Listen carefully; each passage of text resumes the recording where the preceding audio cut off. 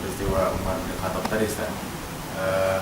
Beberapa hari yang lalu ada diskusi menarik saya di UIN waktu itu dengan teman-teman dosen IT di sana. Kita bicara tentang komunikasi antar komputer gitu. Nah, ini kan berarti Umar bin Khattab dalam komunikasi jarak jauh dengan pasukannya yang secara teknologi waktu itu juga teknologi kita.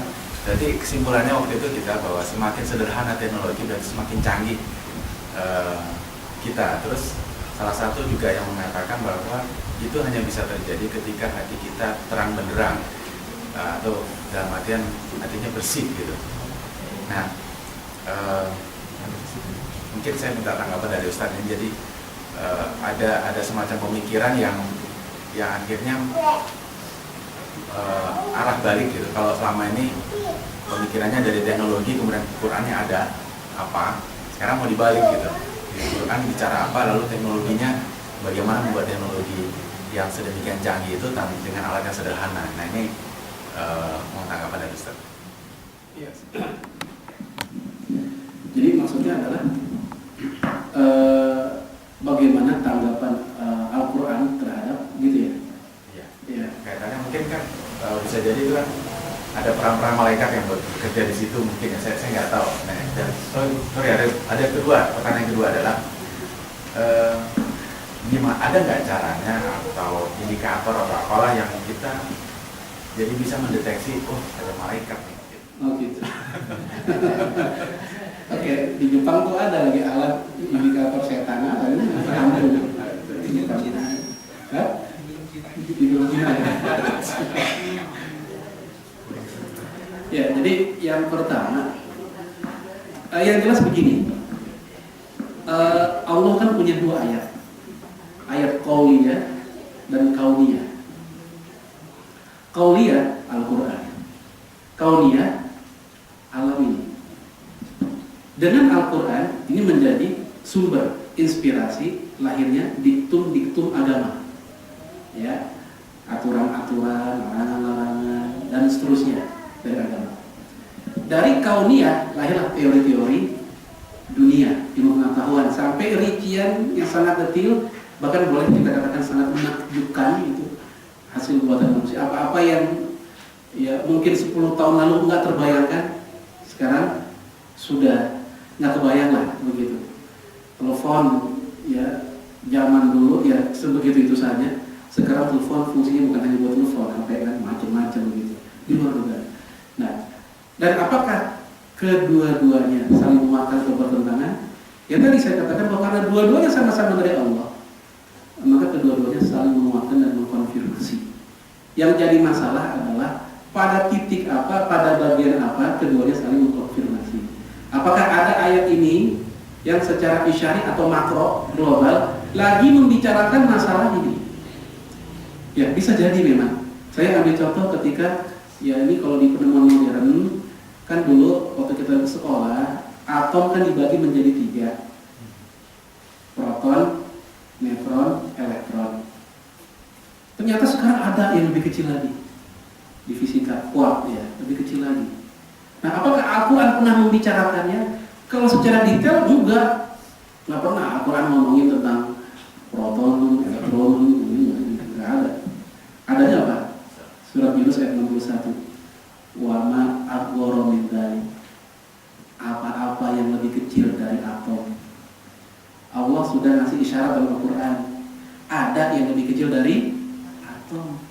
Tinggal rinciannya itu ijtihad dunia manusia yang melakukan. Bisa, memang seperti itu. Cuma saya ingin tegaskan satu hal. Bagaimanapun juga, tetap jangan sampai bagaimana kita bersikap memahami dan menafsirkan Quran selalu sudut pandangnya teknologi, karena bahaya. Bahayanya apa? Khawatir saat ini cocok antara Quran dengan iptek. Iptek itu kan berkembang, bisa berubah. Tadinya bilang A, nanti bilang B dan C, berubah. Tahu-tahu begitu berubah, lain lagi. Ya, lain sama Quran. Jadi begitu. Dulunya cocok, sekarang berubah. Akhirnya mereka menuduh Al-Quran nggak cocok dengan iptek. Makanya di antara para ulama ada yang menolak. Ya, kalau seandainya Al-Quran, ya cara kita menafsirkannya selalu ya dicocok-cocokkan dengan penemuan-penemuan ya teknologi segala macam. Khawatir begitu nggak cocok karena ada perkembangan baru, Al-Quran yang disalahkan. Ya betul, Al-Quran itu banyak ilmunya, dunia, ilmu akhirat dan macam-macam. Tapi tidak berarti akhirnya ketika sampai masalah seperti itu ya kita bisa dialog chatting yang ngetik dengan orang yang lagi ada di Amerika. Apakah seperti ini? Ada ya isyaratnya dalam Al-Quran. Misalnya ya kita bisa ngobrol dengan orang dengan tampilan foto kita, gambar kita itu orang juga. Teknologi apa tuh? 3G ya. Ya. Bahkan apa namanya? Skype ya, Yahoo Messenger bisa dengan muka kita ketemu ngobrol lagi. Ini kan luar biasa. Lalu kemudian kita cari dalam Al-Quran ada nggak nih secara makro, secara global membahas masalah itu. Ya, kalau bicara ada ya bisa-bisa aja ketemu. Cuma sekali lagi nggak begitu. Ya, jangan apologetik istilah keren ya, supaya Tuhan ada dalam Al-Quran. Karena khawatir besok-besok kalau berubah, kalau ada penemuan baru dan seterusnya, maka Al-Quran yang disalahkan.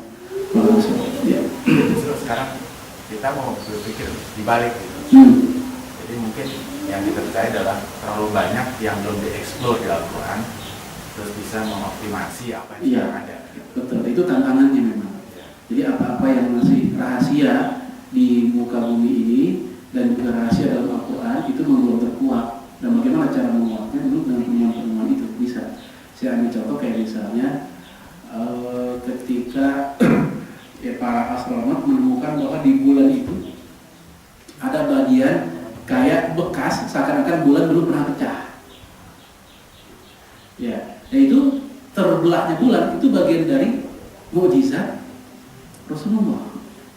Nah, sehingga apa-apa yang menjadi ya syariat agama gitu, itu oleh iptek dicocokkan, benar memang terkonfirmasi benar adanya begitu. Ya, cuma sekali lagi tidaklah itu menjadi apa istilahnya obsesi kita. Ya seakan-akan kalau udah kayak begitu puncak pengabdian kita dalam Al-Quran sudah full, sudah luar biasa. Padahal Al-Quran diturunkan bukan semata-mata untuk itu silakan. Apa kalau dia bidangnya di situ, itulah cara dia mendapatkan Al-Quran. Tapi tetap, ya itu bukan satu-satunya cara ya mengabdi kepada Al-Quran. Bagi yang bidangnya di situ, ya nggak ada masalah. Makanya saya memaklumi ada orang yang ada matematika Islam, jadi hitung-hitungan gitu kan. Bahkan ada yang manajemen hidup ala Al-Quran. Nah, ini nggak ada masalah kalau memang dia mencoba membumikan Al-Quran dalam kehidupan lebih real dalam kehidupan manusia. Sekitar kita ada apa enggak gitu ya? Ya kalau indikator dalam artian sinyal, ya saya nggak tahu. Ya, kalau misal apa gitu. Tapi kalau indikator yang dari amal, beritanya banyak. Contoh tadi apa? Setiap hari Jumat malaikat ada di pintu masjid. Berarti indikatornya adalah pokoknya kalau sahabat di Jumat malaikat lagi ada di masjid di pintunya. Gitu aja pemberitaan. Lalu kemudian bahwa kalau lagi pagi ada 2 malaikat yang berdoa untuk orang yang sedekah dan menahan sedekahnya. Nah, kalau dari pemberitaan ya kita meyakini ada. Tapi kalau indikator yang berupa kayak remote control gitu, kayak ada medan magnet, kita lewat bulu merinding, ini malaikat atau setan kalau bulu merinding? Ya kayak begitu, ya apakah ada caranya atau ada alatnya dan seterusnya? Wallahu a'lam. Ya.